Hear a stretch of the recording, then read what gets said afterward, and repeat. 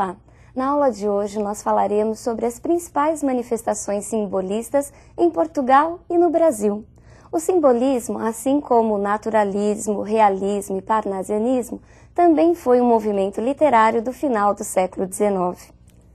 Vejamos a próxima imagem e qual é a sua relação com o movimento simbolista. Essa imagem é uma conhecida tela de Monet, chamada Nenúfares Reflexos Verdes. Ela nos apresenta uma característica marcante do simbolismo.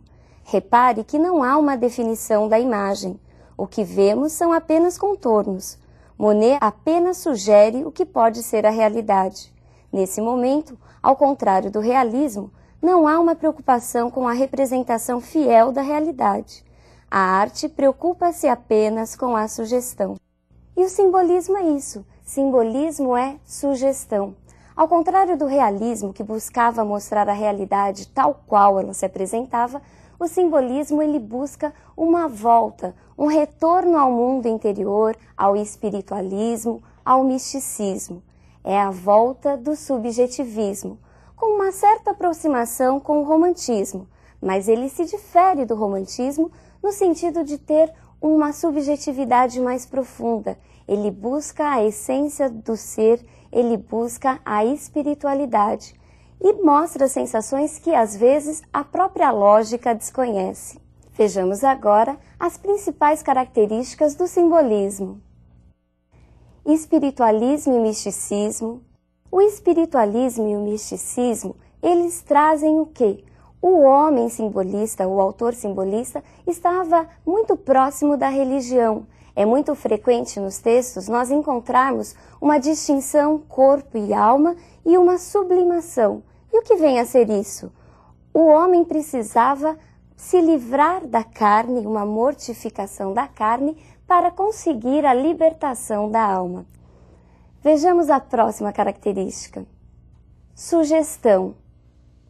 A sugestão, assim como nós vimos no quadro de Monet, é o quê? O poeta, o autor simbolista, apenas sugere. Ele não diz as coisas, na realidade, como elas são. Cabia ao leitor tentar decifrar o enigma de cada poema. Vejamos a próxima. Imprecisão.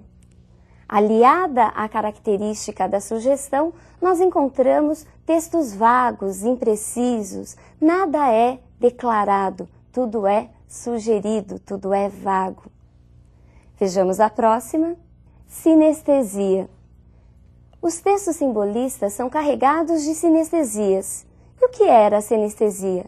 A sinestesia é uma figura de linguagem em que nós encontramos a fusão de várias sensações. Você ouve o cheiro, você sente a cor, isso era muito presente. Vejamos um exemplo de sinestesia. Nasce amanhã, a luz tem cheiro. Ei-la que assoma. Pelo ar sutil tem cheiro a luz, amanhã nasce. Ó sonora audição colorida do aroma. Perceberam? Luz, cor, aroma, essa fusão? Vejamos agora a próxima característica. Musicalidade. Os textos simbolistas são marcados por uma forte musicalidade. Havia a preocupação de aproximar a música e o poema, a música e o texto. E para conseguir esse efeito, os poetas simbolistas se utilizavam principalmente das figuras de linguagens associadas à sonoridade, como as rimas, os ecos e a aliteração. Vejamos um exemplo de aliteração. E não se esqueça de que a aliteração é a repetição de sons consonantais.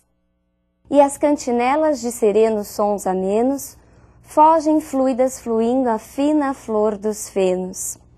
Perceberam a repetição do som f, f, f? Vejamos agora a próxima característica. Maiúsculas alegorizantes. O que são essas maiúsculas alegorizantes?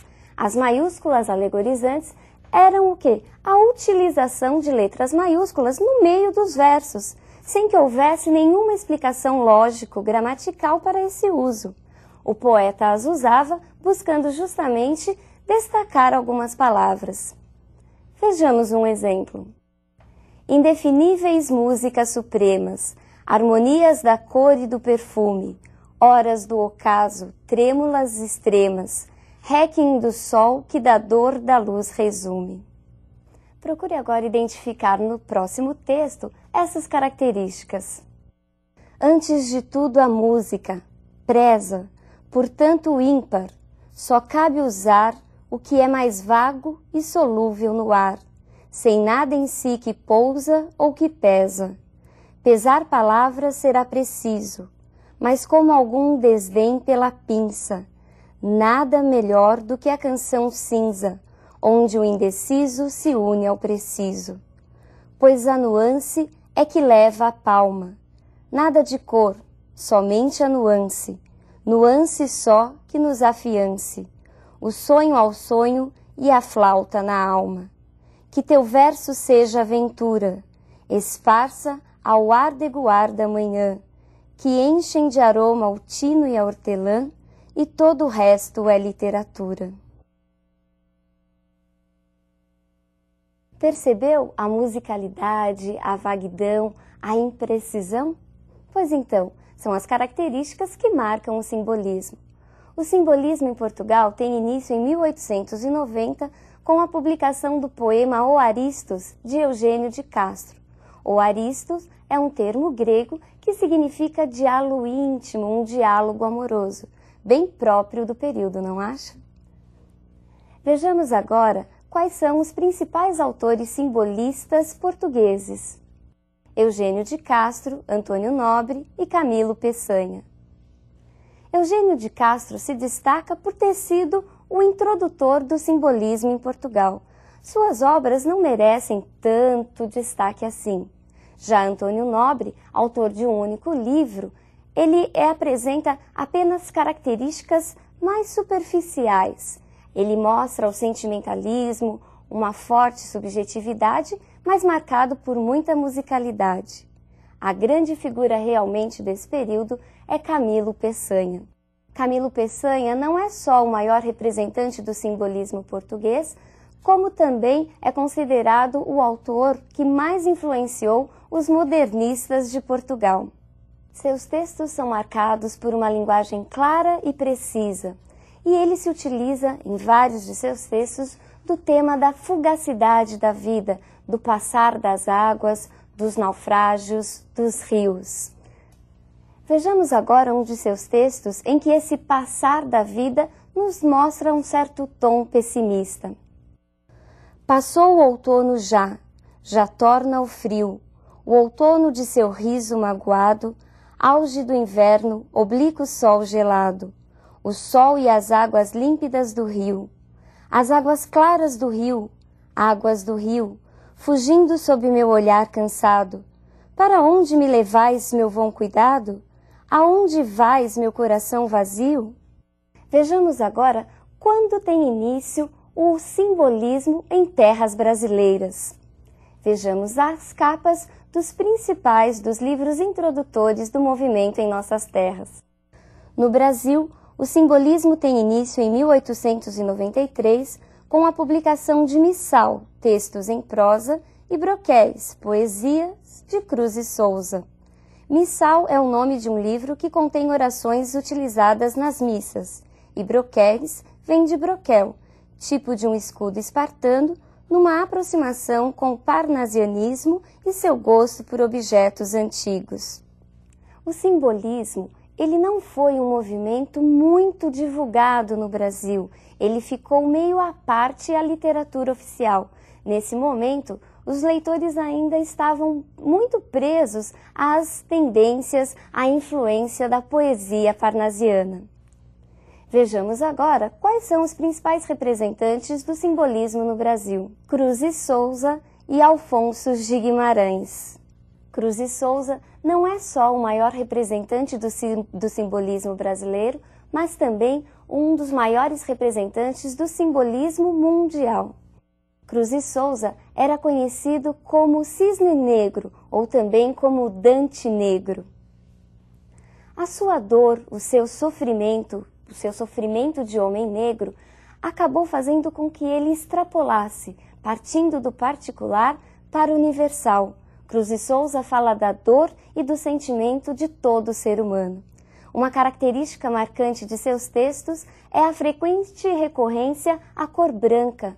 Volta e meia aparecem palavras ligadas a este campo semântico, a brancura. Talvez até porque fosse ele negro, vítima de muito preconceito. Mas a característica mais central de Cruz e Souza é a sua sonoridade, é o uso marcante das aliterações. Vejamos então um texto muito conhecido de Cruz e Souza. Ah, plangentes violões dormentes, mornos, soluços ao luar, choros ao vento, tristes perfis, os mais vagos contornos, bocas murmurejantes de lamento, sutis palpitações à luz da lua, anseios de momentos mais saudosos, quando lá choram na deserta rua as cordas vivas dos violões chorosos, quando os sons dos violões vão soluçando, quando os sons dos violões nas cordas gemem, e vão dilacerando e deliciando, rasgando as almas que nas sombras tremem. Vozes veladas, veludosas vozes, volúpias dos violões, vozes veladas, vagam nos velhos vórtices velozes, dos ventos vivas vãs vulcanizadas. Percebeu a musicalidade do último trecho da última estrofe? Outra importante figura do simbolismo brasileiro é Alfonso de Guimarães. Alfonso de Guimarães mostra textos mais míticos, mais religiosos, voltados para a idealização do amor, para a Virgem divinizada e principalmente para a figura da Virgem Maria. Bom, pessoal, na aula de hoje nós falamos sobre o simbolismo em Portugal e no Brasil. Não se esqueça de suas principais características: a musicalidade, a imprecisão, as sugestões, as aliterações e as letras maiúsculas alegorizantes. Por hoje é só, um grande abraço e até a nossa próxima aula.